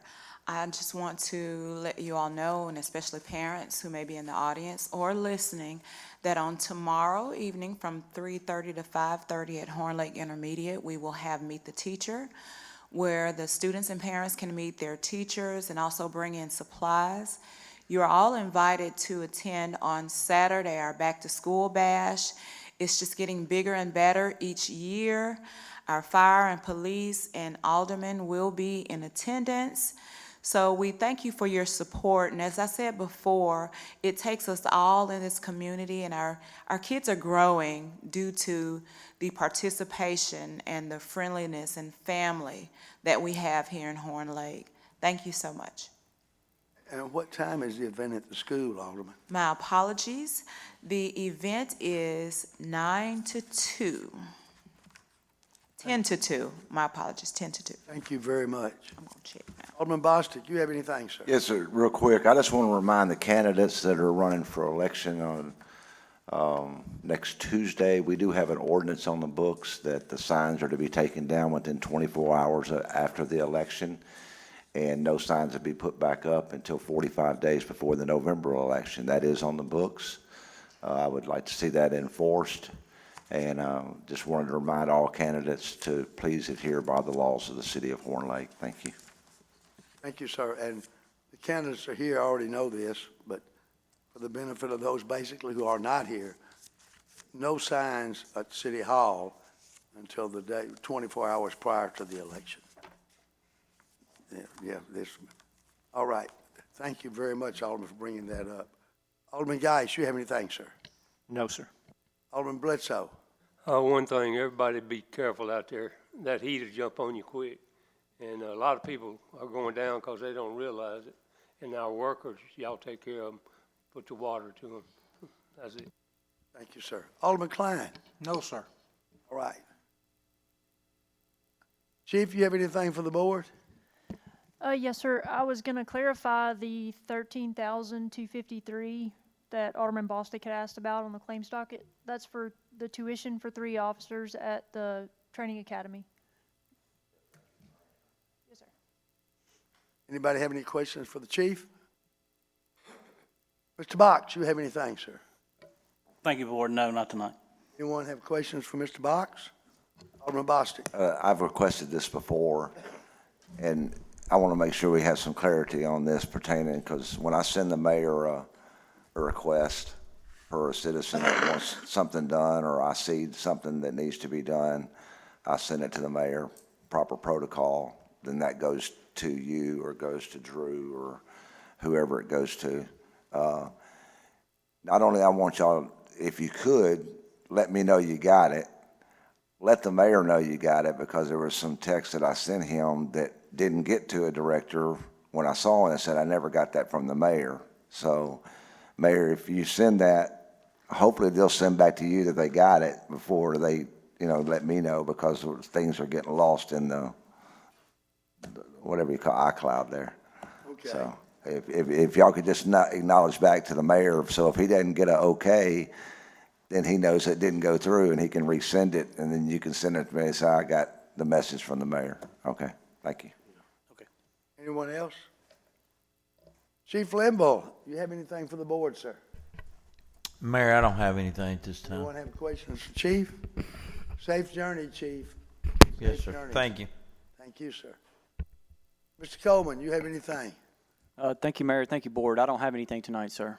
Anyone have any questions, comments from Mr. Coleman?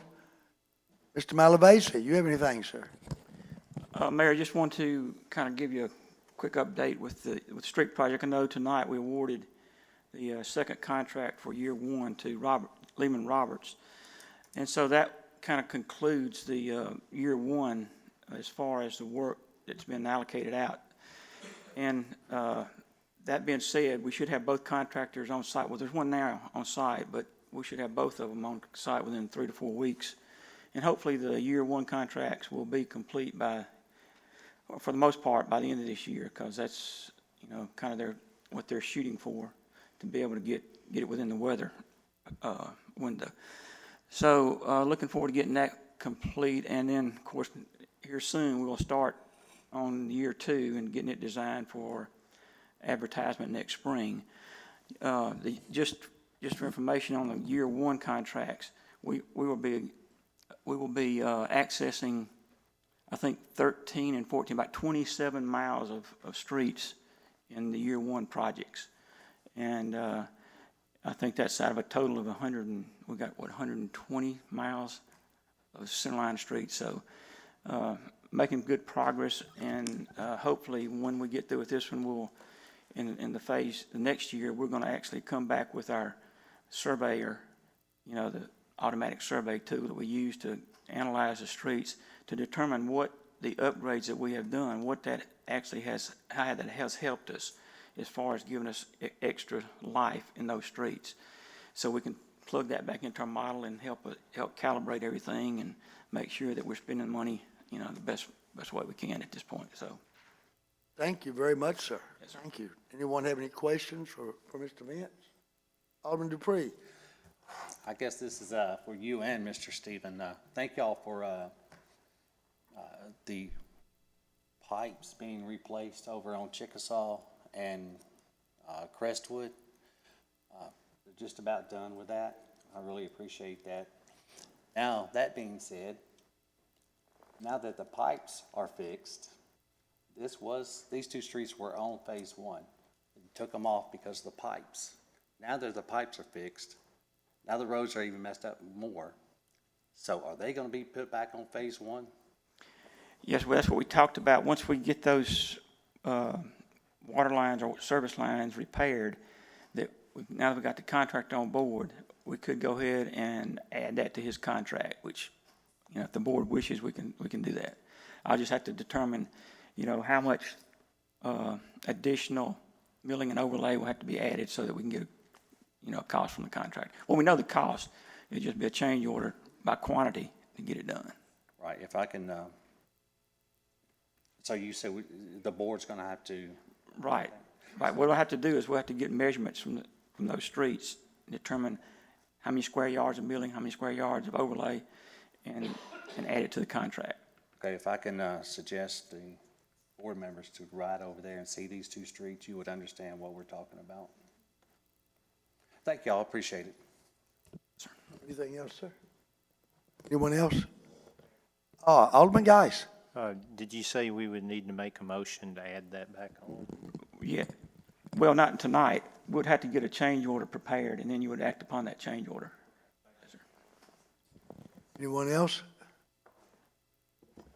Mr. Glenn, you have anything, sir?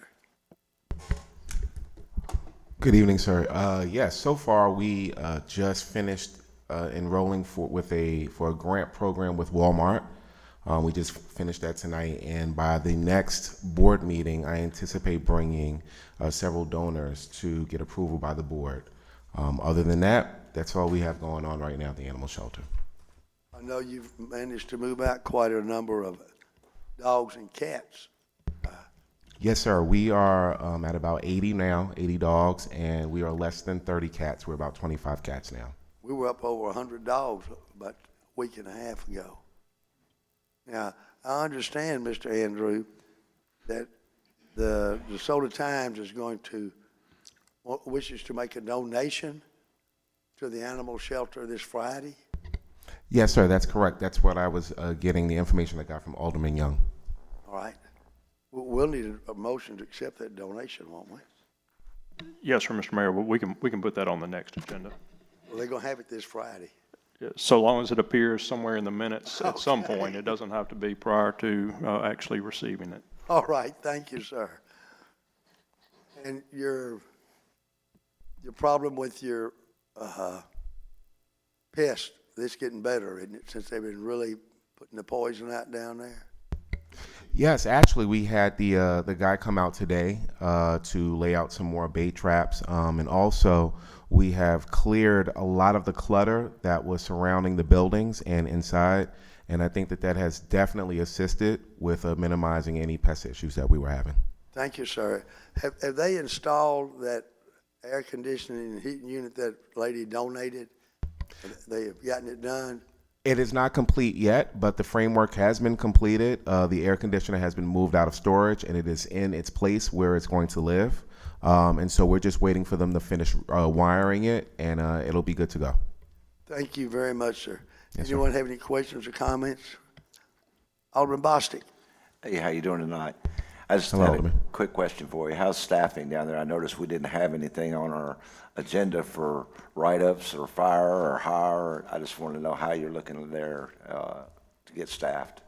Well, with all due respect, there are so many different things to handle right now. Staffing is something that I'm really putting on the back burner. There's a lot of coaching that has to be done, and because I don't know what the staff has already been through and the level of coaching they've had, I am trying to implement some new ideas and rules and strategies for them now. And then we'll see how that works out. If we can't get that to work, then we have to, of course, come up with a plan. Thank you. Anyone else? Alderman Dupree. Mr. Andrew, I want to thank you for what you're doing down there. You've done a wonderful job so far. Thank you, sir. I appreciate that. Anyone else? Mr. Chad, do you have anything else for the board tonight, sir? Thank you, Mr. Mayor. I do. I have 3 items, if I could. Number 1, thank you for your consideration and support of agenda item 2D this evening. So thank you very much for that. Second item, report on the comprehensive plan update process. If you remember, back in July, there was the community meetings and some stakeholder meetings held the week of July 10th through the 14th. And we met electronically with the planning consultant, which is Orion Planning Group. And they did say they should be able to get us the rough draft of the comprehensive plan update sometime in the month of September, which would go to the advisory group for consideration, and then also the planning commission. In the month of October, and then hopefully to this board either in November or December for first consideration. So that's just kind of an update on that. And I'd also want to do a shout out to my son, Adam, and my grandson, Jeremiah. I was hoping they would be in attendance tonight. Their plane came in a little bit late from Kansas City, but they're at home watching the proceedings this evening. My son, he served proudly in the Navy as a CB back in 2005 through 2010. And he's been employed by the city of Derby, Kansas in the water department for about 12 years now. And my grandson, he's 13 and he's growing like a weed. He's almost 6 foot tall. I think he's found his niche in track and field. So a shout out to them. They're at home watching tonight. So thank you. Well, welcome to the members of the Barr family, and thank you very much for your service to the nation. Alderman Young was also in the Navy. Mayor, CBs can do. I know we heard that. Well, and congratulations on getting your family in to visit. Anyone have any questions for Mr. Barr? Mr. Alderman Bostic. First off, Chad, I appreciate your presentation and your PowerPoint concerning that case. That was a lot of good information, and we were able to work through that. Number two, you have an old agenda because item 2D is not on the new agenda. Just wanted to make you aware of that before you made a phone call or you did something that was not on the new agenda. Okay, thank you.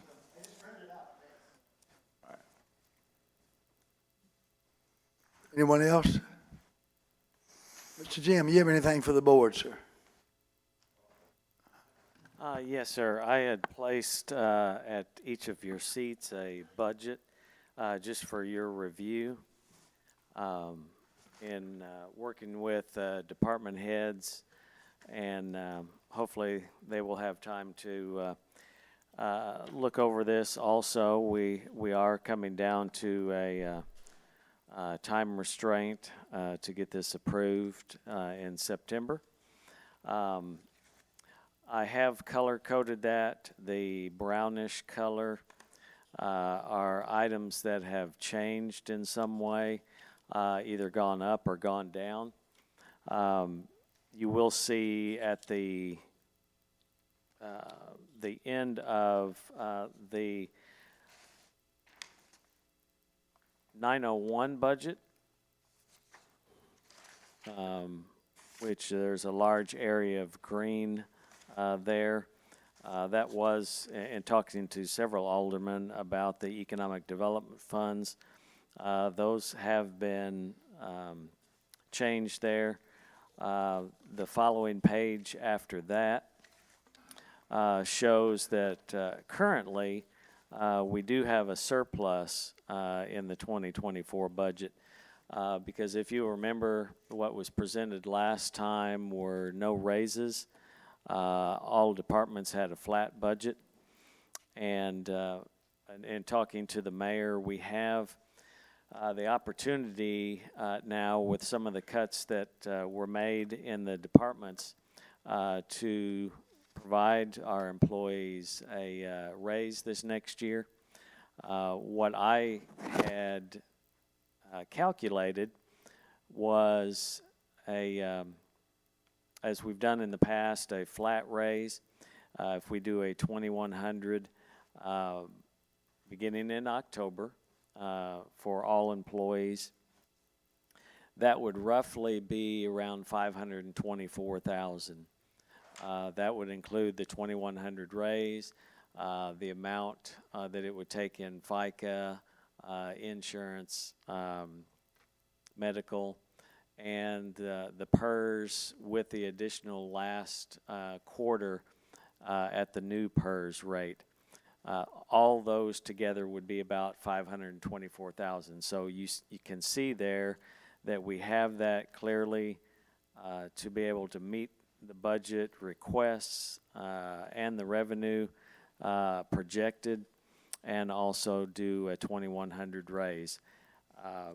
I would ask that if we're wanting to schedule budget workshops to get more in depth in this, that we would do so tonight and set a special called meeting for any workshops, or if you, as the board feel fit, if you feel that we can move forward as shown here in what I have presented with a possibility of 2,100 raise, we could move forward. But I would ask that we set a special called meeting if you want to have a budget workshop. Thank you, Mr. Jim, for all your hard work on this budget. I know it's always gives you a headache and pulls your hair, and it does for all of us sitting up here also. Now, I know there are legal time limits on this. What is the first and closest date of any legal notice we have to have in the paper, sir? This Thursday. And that notice being? That would be our notice for our public hearing, which also spells out what budget we will be adopting, but it sets the public hearing date. We have to advertise that twice, so the first would be this coming Thursday. The following would be, I believe, on the 10th, the following Thursday, with the public hearing set for September 5th, the normally called board meeting. And you're suggesting a budget workshop in between if the board wishes to make any modifications or has any questions concerning the budget?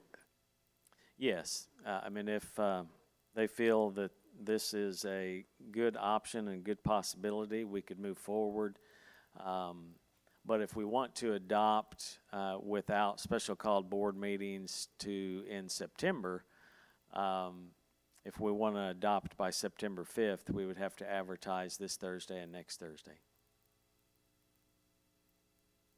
So you're saying advertise this Thursday, advertise next Thursday, and let the board decide if they want to have a budget workshop before the public hearing? That is a possibility, yes. All right, members of the board, do we have any comments? Alderman Bledsoe. On our budget, are all the department heads pretty well satisfied as much as possible? Well, some have not changed at all from their original budgets. And I also worked on this right before the board meeting, so everyone hasn't had a chance to review. Really, the only major changes are in police and fire, in the discussion about vehicles and equipment that they are trying to get ordered this year. So if something comes up, maybe we could give them some later on? Oh, definitely. Okay.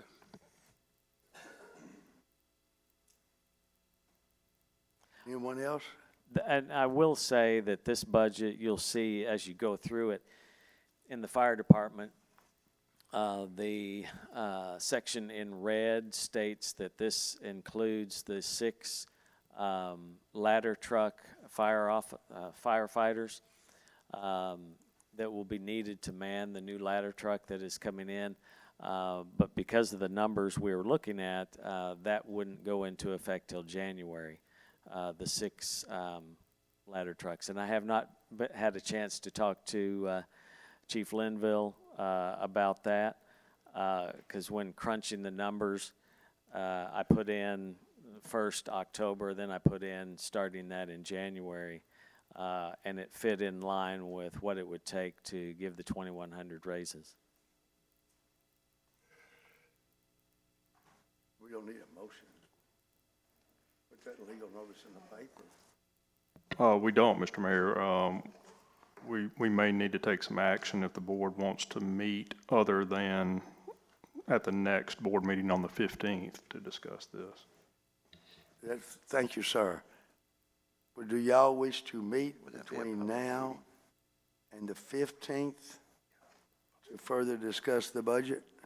Alderman Bostic. Yeah, I would like to have a meeting to discuss it before we, put the final numbers together, yes. I second Does that, anyone Mayor. else want to do that? I agree with him. All right. So we've got three that want to do it. That's fine. That's fine, I don't care. Can I poll the board on that? All right, we got three that want to do it. Who doesn't want to do that? I'll do it, I don't have a problem with it. All right. So we're going to have a special meeting between now and the 15th. Okay, today. Somebody make a motion. Well, Did you want, wait, did you want to hold it on the 15th? Mr. Campbell was going to say Okay. something. we don't need a motion, Mayor. If we're going to try to do that, we'll just recess tonight's meeting until whatever that date is. But I was going to also suggest that even if we have our public hearing on August 15th, the board still can have a workshop after that date prior to adopting the budget on September 5, if you'd rather look at it that way. And I think, Mr. Jim, were you going to suggest the workshop be the same night as the board meeting? I mean, it could very well be. It doesn't have to be a special call meeting. If we can keep the agenda short for that night. Mayor. Very short, very, very short. I don't know. I don't know. Okay, are we in agreement with that then? We're gonna, Well, Mr. Jim's gonna publish the legal notices. We're gonna have a budget workshop at the board meeting on the 15th. Is that, we will try our best to keep the rest of the agenda short unless it's an absolute essential item or topic that has to be discussed. Please put it off until the first one in September. Anybody have any questions for Mr. Jim?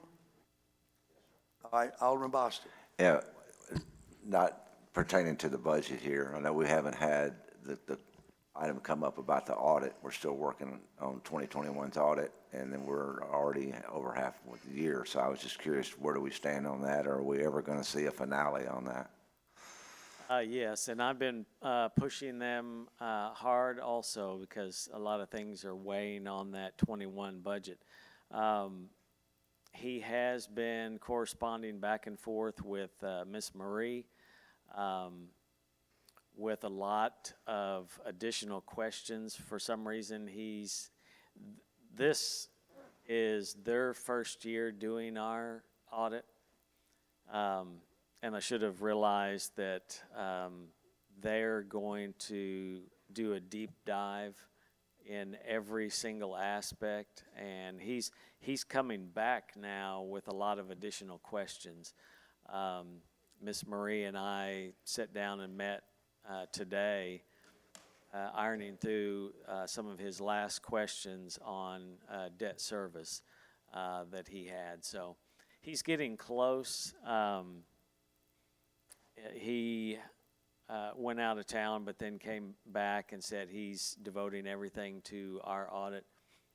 But being the first year, they want to make sure they do everything right, dot every I and cross every T. So, Well, The same firm that they promised the end of June.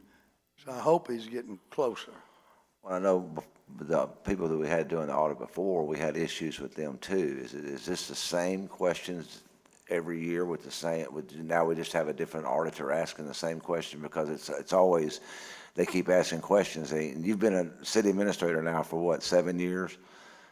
And it seems like I've been here for 4, going on 5, and every year it seems like it's question and question and question, and it's like we can't get a finale. Can we not put them on a deadline and say, we got to have it this date? You need to, if you got to work all night, I mean, we need to get this finished. well, I mean, we want them to get everything completely accurate. And to your question, they are separate questions, or they are different questions. When they come in and start an audit, they randomly pick a receipt here or an invoice here. And every time we have to go pull those to show the paper trail. So every year we don't know what they're going to request when they come in. They went through each department and we went through all their questions, and the original questions, I believe, caused them to ask other questions. So they're trying to learn our system. Our system that we talk a lot about is Munis, and how our funds are put into Munis, and how each department operates out of Munis. So these are separate questions, and they're wanting to be thorough in everything they do, and it has stemmed into additional information that they've wanted. Has it given a date of any kind? Yes. I know you've given us dates. Yeah. But it's like, quit throwing yourself out there. It's like, you just say, I don't know, it's going to be done sometime, in the near future, Yeah, Miss Monica, which originally told us a date, come to find out, really spoke out of turn. Michael Little is, I guess, the key person at the firm, that now he's doing the full rest of the audit and all of the questions. And I know Billy can speak. He's even been asking Billy some questions also. So he's trying to wrap things up. He hasn't given me a date. I've pushed him for dates because some of our future things are weighing on the 2021 audit. He's trying to get us a rough draft real soon, because I can submit that rough draft to some of the banks and funders that are asking questions. Thank you. Anyone else? Mr. Campbell, do you have anything else, Mr. Jim? No, sir. Thank you, Mr. Jim. Mr. Campbell, you have anything, sir? I don't, Mr. Mayor, but just to kind of piggyback on that discussion, I did receive my pending litigation audit letter request from the auditor late last week, and in my experience, that is a good indication that they're almost finished, because they usually wait until the end to get that from me. Thank you very much, sir. All right. There being nothing else, we have some items for executive session. Do we have a motion for closed determination? Mayor, Alderman Geis. make a motion to go into closed determination. We have a motion for a closed determination by Alderman Geis. Do we have a second? I'll second that, Mayor. Second by Alderman Bostic. Is there any discussion? Roll call, please. Alderman Klein. Aye. Alderman Bledsoe. Aye. Alderman Geis. Aye. Alderman Bostic. Aye. Alderman Johnson. Aye. Alderman Dupree. Aye. Alderman Young. Motion carries 7 in favor, none opposed. Ladies and gentlemen, if you will excuse us for a few moments, please.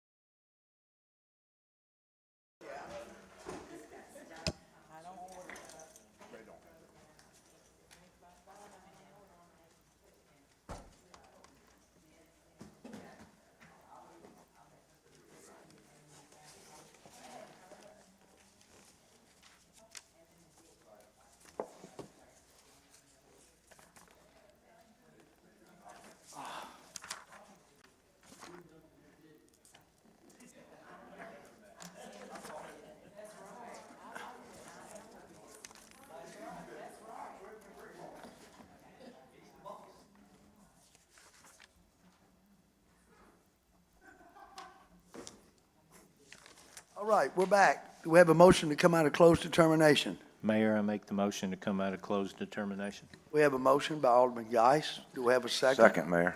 Second by Alderman Bostic. Is there any discussion? Roll call, please, Mr. Jim. Alderman Young. Alderman Dupree. Alderman Johnson. Aye. Alderman Bostic. Aye. Alderman Geis. Aye. Alderman Bledsoe. Alderman Klein. Aye. Motion carries 7 in favor, none opposed. Do we have a motion for executive session? Mayor, Alderman Geis. I make a motion to go into executive session for discussion of personnel issues in the planning department and discussion strategy session regarding prospective litigation involving a contract. We have a motion by Alderman Geis. Do we have a second? I'll second that, Mayor. Alderman Young. Is there any discussion? Mayor, Sir.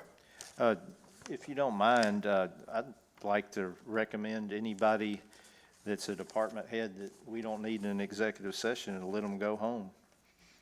Should Mr. Barr stay? Yeah, yes, yes. No, but he's got company in, so we will try our best to move along. All right, this is a very good idea. Does the rest of the board concur with that? Because I know one department head's got to be up at 4 o'clock in the morning. That's not fair. I want him to stay too. We have a motion by Alderman Geis. We had a second by Alderman Young. Is there any discussion? Roll call, please. Alderman Klein. Aye. Alderman Bledsoe. Alderman Geis. Aye. Alderman Bostic. Aye. Alderman Johnson. Aye. Alderman Dupree. Aye. Alderman Young. Aye. Motion carries 7 in favor, none opposed. Would y'all please excuse us?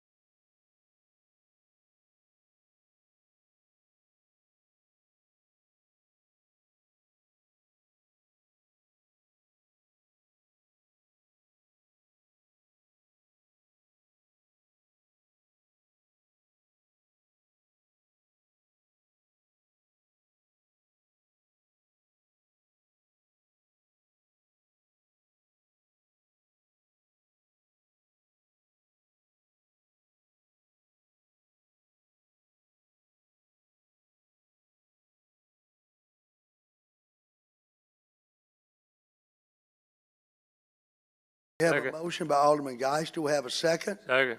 Second by Alderman Bledsoe. Is there any discussion? Roll call, please. Alderman Klein. Aye. Alderman Bledsoe. Alderman Geis. Aye. Alderman Bostic. Aye. Alderman Johnson. Aye. Alderman Dupree. Aye. Alderman Young. Aye. Motion carries 7 in favor, none opposed. Are there any motions resulting from the executive session? Mayor. Alderman Dupree. I'd like to request to promote Don Caldwell to Code Enforcement Supervisor at the rate of $25 per hour, effective August 6, 2023. We have a motion by Alderman Dupree. Do we have a second? Second. Second by Alderman Young. Is there any discussion? Yeah, I had a question about that date. August 6th is a Sunday. Is that the, Campbell? would that be the That's correct what's date? on the paper here. That's the start of the payroll, but he wouldn't start on that day, What day would he start? the Monday. That was just because that's the start of a new payroll. Okay, so what day would it be put in my motion? The Monday is when his first day would be. So that would be Unless the he's on- 7th? Pardon me? I don't have a calendar in front of me. That'll be the 7th. Is that correct, sir? Yes, I mean, unless he's, gets, on call. Okay, I would like to amend that date to August 7th, 2023. All right. We have a motion by Alderman Dupree. We have a second by Alderman Young. Alderman Young, is your good second still? Yes, sir. good? We have any more discussion? Roll call, please. Alderman Young. Aye. Alderman Dupree. Aye. Alderman Johnson. Nay. Alderman Bostic. Nay. Alderman Geis. Aye. Alderman Bledsoe.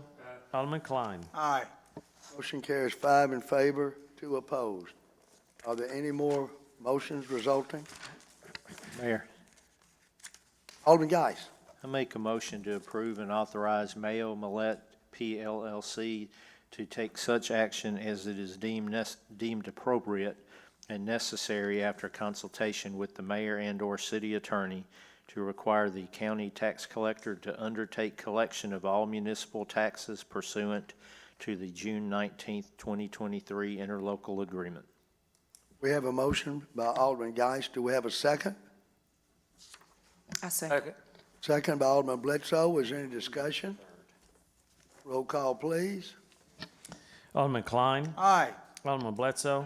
Alderman Geis. Aye. Alderman Bostic. Aye. Alderman Johnson. Aye. Alderman Dupree. Aye. Alderman Young. Aye. Motion carries 7 in favor, none opposed. There being none other business before this honorable board, we have a motion to adjourn. Mayor, Alderman Bostic. make a motion to adjourn. We have a motion to adjourn by Alderman Bostic. Do we have a second? Second. Second by Alderman Young.